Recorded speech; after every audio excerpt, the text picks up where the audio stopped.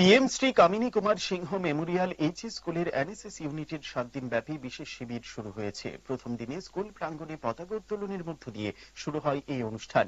পরে স্কুলের সভাগৃহে আয়োজিত অনুষ্ঠানে উপস্থিত ছিলেন বিদ্যালয় পরিচালন কমিটির চেয়ারম্যান তথা কর্পোরেটর সুখময় সাহা, বিদ্যালয় শিক্ষা দপ্তরের প্রাক্তন অধিকর্তা রঞ্জিত দেবনাথ, বিদ্যালয় পরিচালন কমিটির সদস্য তরুণ কুমার সিনহা, শিক্ষক পরিষদের সম্পাদক সুমনা দেববর্মা প্রমুখ। PM Shri Kamini Kumar Singh memorial HS স্কুলের NSS programme officer Gautam Majumdar জানান, অনুষ্ঠানের দ্বিতীয় পর্বে ডিজিটাল ব্যাংকিং এবং সাইবার নিরাপত্তা সংক্রান্ত বিষয়ে আলোচনা করা হয়। বিকেলে শিক্ষক শিক্ষিকা এবং ছাত্রছাত্রীরা এলাকায় নেশা বিরোধী অভিযানের আয়োজন করে। শ্রী মজুমদার জানিয়েছে, 7 দিন ব্যাপী বিশেষ শিবিরে আগামী 27 জানুয়ারি মেগা স্বাস্থ্য শিবিরের আয়োজন করা হবে। সেখানে উপস্থিত থাকার কথা রয়েছে সাংসদ রাজীব ভট্টাচার্য, আগরতলা পৌর নিগমের মেয়র দীপক মজুমদার এবং হেডলাইন্স ত্রিপুরা চ্যানেলের এডিটর প্রণব সরকারের। আগামী 28 জানুয়ারি এই বিশেষ শিবিরের সমাপ্তি হবে।